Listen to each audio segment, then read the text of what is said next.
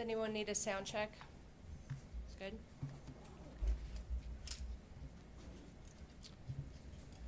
We'll go ahead and begin.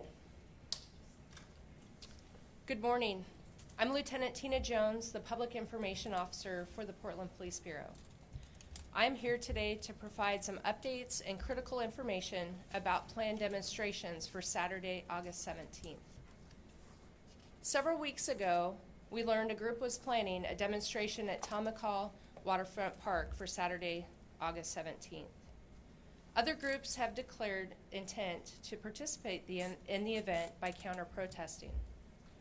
Based upon publicly available social media information, it became obvious that some of those who intend to join this event may plan to engage in acts of violence or commit crimes, and some may intend to bring weapons. The groups involved have expressed extreme opposite ideologies. In the past, when similar groups have encountered one another in Portland, some of the participants have engaged in violence and criminal acts. The latest information is some of the participants intend to gather as early as 9:30 in the morning. At this time, we have had no applications for permits for these events. Now I will discuss our planning and partnerships. The Crowd Management Incident Commander and her team have been preparing for this event for weeks, and our strategic communication team has been working hard to keep the public informed with the latest information. The assessment of these events determined it was beyond the resources the Portland Police Bureau had available, even with the decision made to cancel days off for all of our sworn members. We still face a critical staffing shortage that impacts our ability to answer 911 calls at the same time as managing a large crowd event. Local, state, and federal partner agencies have stepped up in a major way and responded to our requests for assistance with the demonstration and other critical needs. Some of these partners will be directly assisting with the crowd management component. For example, they may have specialized crowd management teams deployed with us. Others will be assisting by covering calls for service throughout the city while these events are occurring. We greatly appreciate all of our partner agencies who have stepped forward to offer assistance with personnel, expertise, and support. I am providing a handout listing all of the partner agencies who have been assisting or will be on Saturday. We will also be posting that with our press release that will be coming out shortly. Next, I want to discuss our goals and expectations for these events. Our number one goal for this event is the safety of all involved, which includes participants, the public, and our officers. The safety of these events is contingent upon all of us, and we need your help to keep everything safe. First, our expectation of those involved is to refrain from engaging in criminal acts, especially acts of violence. Second, if someone witnesses an act of violence, a criminal act, or something that is alarming in nature for the public safety, please call 911. We are unable to be everywhere at all times. Do not assume that the police see what you saw, even if we are in close proximity. Third, it is imperative for everyone involved to follow the orders of the law enforcement officers, and this includes passersby and media.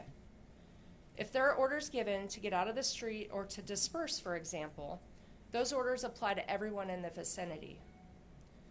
If individuals do not comply with those orders, they are subject to arrest and/or citation or force being applied. We would prefer not to have to make arrests or apply force, but if orders are not followed, those may be our only options. Detectives are assigned to investigate any crimes if they are committed during Saturday's events. We ask for the public's help in providing information and video if crimes are committed and individuals witness those crimes. Details on how to do that will also be included in our press release. Our crowd management liaison teams have been attempting to and making contact with a number of individuals planning to attend Saturday's events. They will continue to do so, and you will see them engaging with individuals and groups with the goal of increasing public safety. Our liaison officers have new uniforms, and Sergeant Burley is wearing one today, and we want you to be aware of those uniforms. They're outfitted in white polo and blazoned with lions, along with gray pants. Some of the officers may be also wearing external vests in addition. Thank you, Sergeant Burley. Next, I will cover road closures. There are several road closures that we want to make the public aware of. On Saturday morning, starting as soon as 4 a.m., the to vehicular, pedestrian, and bicycle traffic. Those of you who are not local, that's the Green Bridge just outside the window there, a couple blocks away. That bridge will remain closed until it is determined appropriate to reopen it.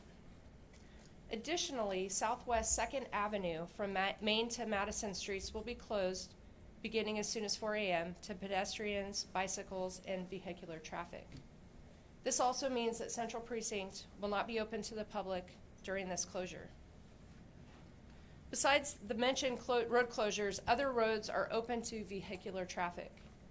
If participants intend to march, they are directed to stay on the sidewalks and out of the roadway. Failure to do so may result in arrest and/or citation. To wrap it up, I have some important takeaways for the participants and the community at large. Crowd management events are very dynamic in nature. They can be unpredictable, and they're very fluid. We recently published a map of a small region we believe may be impacted by these events. There has been some inaccurate information circulating related to what that map means. The area highlighted is the area we believe could be impacted, but it is important to understand that that can change. So we ask for those in the surrounding area to have situational awareness. It is important for the public to know we will be interacting and communicating with individuals and groups who hold varied ideological beliefs.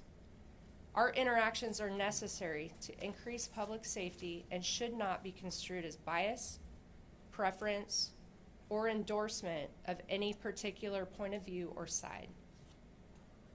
Law enforcement personnel's role is to protect and serve the public, and this is done neutrally and in accordance with the Constitution, federal, state, and local laws. The Portland Police Bureau and our partners are committed to doing everything we can to keep the public safe during these events. I will be providing frequent situation updates via Twitter, which may include information such as the area impacted, what is happening, information on road closures, and any other pertinent information as appropriate. Please follow us on Twitter at Portland Police to receive these important updates.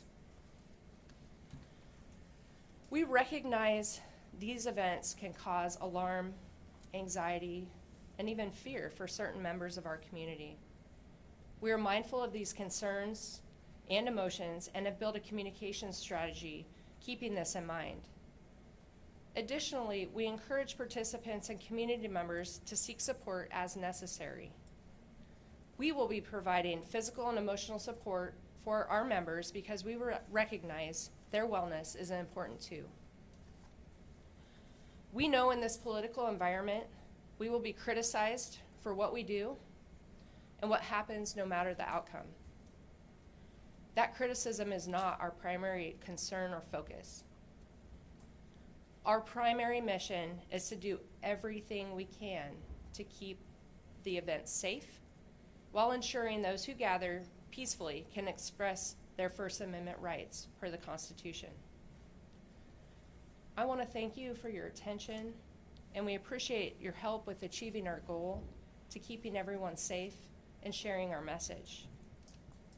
I have time for some questions, and then after that I will have a little brief administrative update for media. Tina, in the past, people in the back of a crowd did not hear police instructions, resulting in injuries in the front, as those people have nowhere to go. Has the Police Bureau considered this? Because in the past, what I've seen rush the crowd, and that's when a lot of injuries happen. So we will have, I believe, 2 sound trucks deployed for this event. And in recent years, we have actually we've purchased new sound equipment that has a much broader area that it covers. It's a lot louder. And that is something that we will be taking into account. We frequently, during that operational period when we start making announcements, we ask for input from different officers who are out in the field to make sure that they can hear from a distance far enough away. In addition to providing the instruction or orders via the soundtrack, we also send the same things through our main Twitter account. And so we're simultaneously putting that information out there so people can get that direction in various formats. But they are yelling quite loudly. Who's yelling? I'm sorry? The crowd. When the police give those instructions, the crowd is yelling. Sometimes the crowd can be loud and yelling, and that's why our sound truck has a very high volume. Is one of the partners coming to help the National Guard? So there has been question about the National Guard. I know there's been some discussion about that. I've produced the list of all of the partners, including law enforcement and outside agencies who will be assisting us. The National Guard will not be deployed with us during the event tomorrow. We do have a number of agencies that are in reserve if we need to contact or call them up in the event of something catastrophic, which we hope that we don't have to go there. Can you say how many additional bodies you're bringing in from other state, local, federal agencies, given that count? I am not going to provide a count or numbers for security and safety reasons. It would be inappropriate for me to do so. We are providing the partner list, though, because we want to really express our gratitude to all those who are. Some members of these groups have targeted. Hold on, she was first. There's been a number of arrests lately, maybe 4 to 6 arrests in the past couple days in the run-up to this. First of all, what kind of are you trying to send a message about it, or is it intentional to have these arrests right before the protest? So we have, our detectives have been pursuing cases actively since other recent demonstrations from May Day and June 29th. I can't speak specifically to those open and active investigations, but I can say that, you know, they are doing everything they can to follow leads and pursue closure on those cases as quickly as possible. As a follow-up on that, you charged Joey Gibson and a few other members of Patriot Prayer yesterday. Was that strategic timing on your part, considering? I'm not going to discuss, again, open and active investigations. Well, from the post and He had a question here. Some members of these groups have targeted police in the past. You're calling for backup. How safe does the police department feel ahead of this protest? I am confident in the response that our operations team and logistics team has put into place. We have not only planned for, you know, a number of eventualities, but we've prepared for the worst if that comes to be, which we hope that it won't. You know, our goal is to have the safest event possible, and we have a lot of partners who have stepped up to the plate to provide that support for us. Hold on, I already answered questions. Someone else, please. Yes. Lieutenant Peabody had said they're putting in some safety measures along Nato Parkway, but they referred us to you to say what those are. Can you elaborate on that? So we're working with a number of partners to provide strategic, let me rethink that here, sorry. I'm not going to speak to specifics or tactics or things specifically, but we're working with partners, and everything that we're doing is very strategic with the goal of keeping the public safe. Will NATO be shut down tomorrow? So I believe that PBOT has already put out the closures for NATO, and that's for today and Monday. At this time, we don't have any anticipated closures on Nato Parkway. However, again, I want to reinforce that these situations are dynamic, and if we need to close a street or any sort of access point for public safety, we'll do that, and it'll be a moment-by-moment decision based on the information that we have. Both groups have said that they are now not coming, not encouraging their members to come, or encouraging their members not to come. Do you see, getting any intelligence or any signs that people may be deciding to stay away, or that this is kind of downgrading a little bit?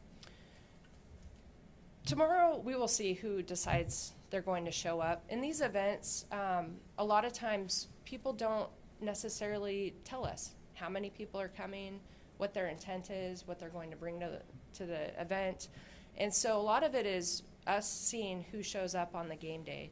I will say that we have seen a shift in the last few weeks in the rhetoric and a separation of those who want to engage in free speech and those who intend to participate in acts of violence. And we ask that those event organizers, we would prefer them to police their own groups so that we don't have to in order to keep it safe. Tina Joy Gibson may have decided to turn himself in. Do you want to comment on this decision and the possibility of a warrant? Nope.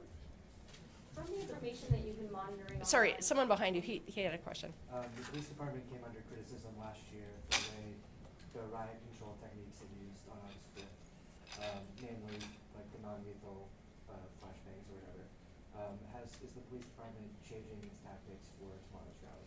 I'm not going to discuss particular tactics for a number of reasons. We need to have all options available for our tactical superiority and safety, situational. I would like to say, though, that we receive criticism no matter what. I think I already highlighted that. It's either too much, not enough, you arrested this group, not this group. And it seems as if some people are keeping score, and that's not what it's about on the law enforcement side. 100% it's about public safety. Can you talk about permits a little bit? What's the value of having a permit? What is it telegraphing that neither side has a permit here? So I would refer you to the agencies that are in charge of permitting for that. I can't really get into the details on permits, other than to say that there haven't been any issued on this date. You had a question? Having listened to a group of teenagers talking last night about coming down to check it out, how worried are you about curious onlookers, Yeah. people that are somewhat sympathetic, just coming down to check out what's going to happen? We recognize people want to, know what's going on, and some of them may want to come down because they're curious. We're really encouraging people not to do that. There will be a number of media outlets covering what's going on, and we encourage them to probably watch the coverage instead of coming down here.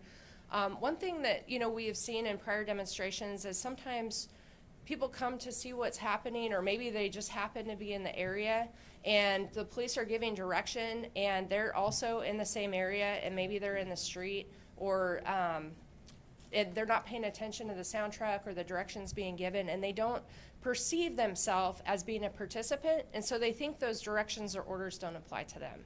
And that's what we're really trying to message, that you need to follow direction, and this includes media as well. There's no pass for anybody who's not a participant or media. There is a critical public safety need behind the direction that we are giving, and we just encourage people to follow that. So I also have some administrative things that we want to provide. I'll be available here for a little bit, but I really do want to thank you all, and I know you will continue to cover things. We'll be putting things out on Twitter throughout the day at Portland Police. We'll also be pushing out information as necessary via flash alert, and we'll have information on our website. Thank you very much.